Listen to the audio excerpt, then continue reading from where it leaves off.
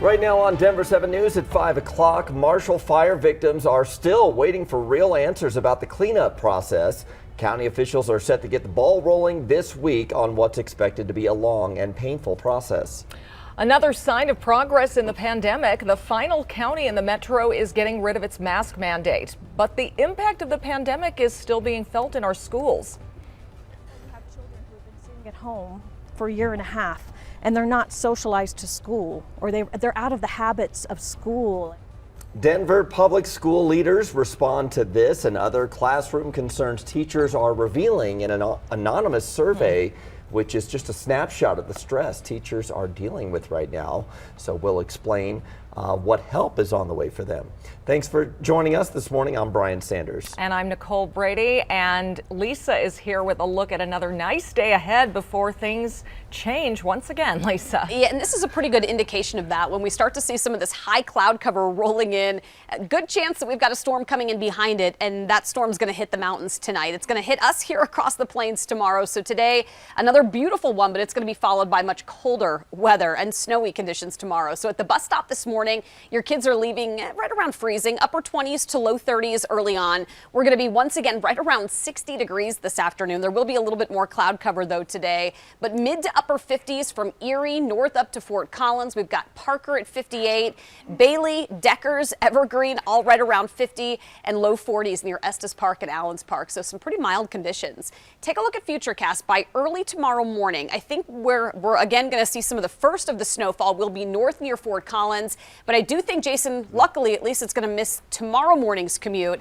The Wednesday night commute, not so nice. Yeah, we'll take a closer look coming up. I am concerned about that as well, especially out to the west side of town where we can see a bit more snow. Right now, the drive overall looks pretty nice and no weather-related issues yet. We do have, though, a closure still of Pecos, and it's going to be between 64th and 68th, right here, basically between Highway 36 and I-76. It's that section right there. So Federal, obviously, is an easy alternate to get around it. You could even use I-25 to get around it as well if you wanted to, but that's going to be closed down for this crash investigation that happened on the overnight hours. Let me take you out to the west side of town. So we still have some road work that's happening out there from that camera out at I-70 and Ward Road. You can see how everybody's getting over here to the right. Looks like they're in the process of picking up all the cones and turning around the signs, and they should have all lanes open here momentarily. No delay out there for us right now, and a good looking drive just about anywhere else you want to go on and off the highways.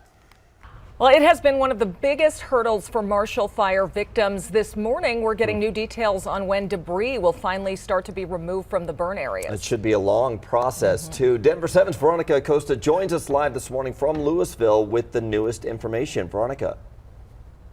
Well, this neighborhood behind me here in Louisville, it's one of the many that was charred by the Marshall Fire. This was nearly 2 months ago, and in this neighborhood, there's a lot of debris that still needs to be removed. The good news is that Boulder County has said they are extending the deadline for people to go ahead and fill out that form, informing county officials if they want to be a part of this debris removal plan. So that's extending to Friday, and more importantly, county officials are saying they're going to have some more details about how exactly they're going to be getting rid of some of this debris. So officials said they hope to have those specific details by the end of this week when that form deadline is coming up. And we're talking about the right of entry form. The deadline to submit this, it's been pushed back a couple of times. Most recently, it was supposed to expire last night. As of about 2 weeks ago, though, more than 1,000 residents had already signed up for the program. If you haven't signed up for the debris removal program just yet, but you want to be a part of it, we do have that form over on our website. That's thedenverchannel.com. We're in Louisville this morning. I'm Veronica Acosta, Denver 7. All right, thank you, Veronica. Also today, the city of Louisville will discuss different ways to resolve zoning issues for those who want to rebuild after the fire. The proposal would give the zoning administrator authority to resolve any conflicts or discrepancies between properties. Aurora's City Council has decided they will keep discussing a controversial development next month after testimony on the plan lasted into early this morning, 1 a.m.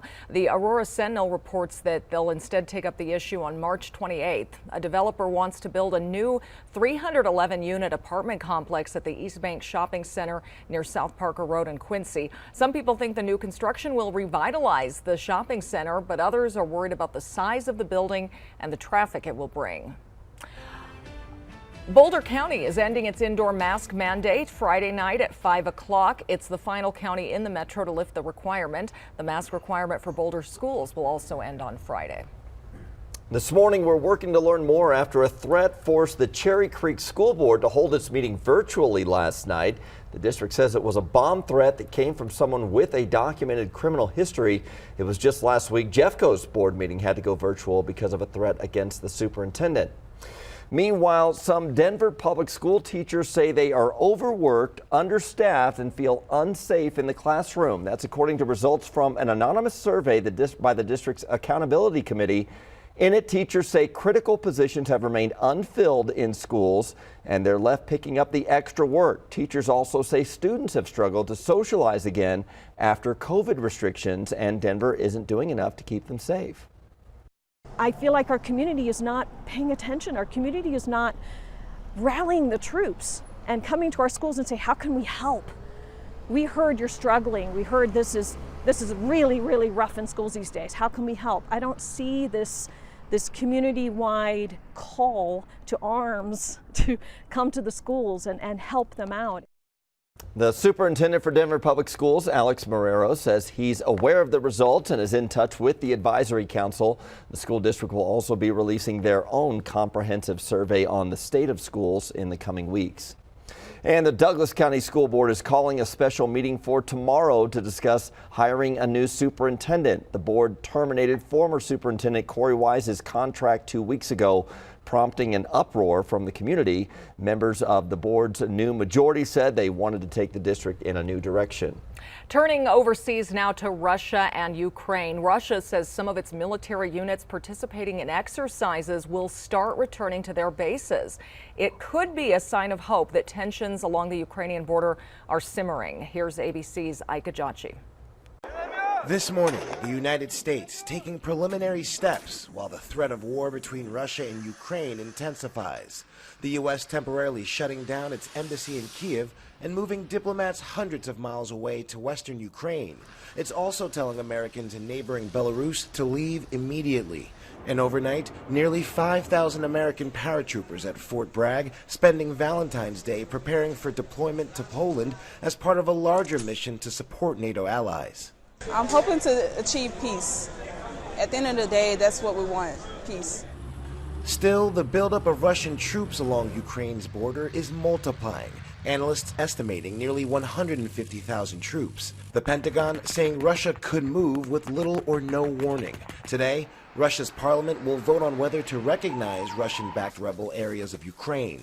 ABC's James Longman in Moscow with what this critical vote means. If it happens, it could lay the groundwork for war. If it gets delayed, well, that might suggest Russia is backing down. Russia still signaling a possibility for diplomacy. Its foreign minister says negotiations with the West were far from exhausted and should continue. We have not seen that de-escalation. We don't yet know that President Putin has made a decision. That is why we think diplomacy continues to be viable, but we need to see de-escalation in order for that diplomacy. In another sign of rising tension, the United States has announced it will offer up to $1 billion in loan guarantees to help Ukraine's economy. Ike Ajachi, ABC News, Washington. Dozens of couples really elevated their Valentine's Day. They exchanged vows at Loveland Ski Area. The massive ceremony happened at Forest Meadow over 11,000 feet above sea level. 14 couples got married and 64 renewed their vows. And after the ceremonies, they skied and snowboarded down the mountain. Quite the tradition out there. Always love to see it, Lisa. Great costumes, too. Now it's just about 5:09. It's a pretty mild day today. Our wake-up forecast is going to put us well into the 50s by about 11 o'clock. Take a look at tomorrow's forecast, though. Definitely a hot cup of coffee kind of day. We're going to be in the upper 30s, mid to upper 30s early on, and snow will be falling by that point. We'll take a closer look at the timing of this next storm coming up. Or some hot cider. That might work. No. All right. We have a good drive up to Central City Blackhawk. Not seeing any weather-related issues up there yet, but we will have obviously some slick roads when that storm moves in. Right now, Highway 6 as well as Highway 119 and I-70 all looking pretty good. We are working to save you more money this week. The apps you can download that will pay you to shop. And a local 100-year-old woman is marking the milestone birthday and making it look as easy as riding a bike. How an organization and her family are making her celebration extra special.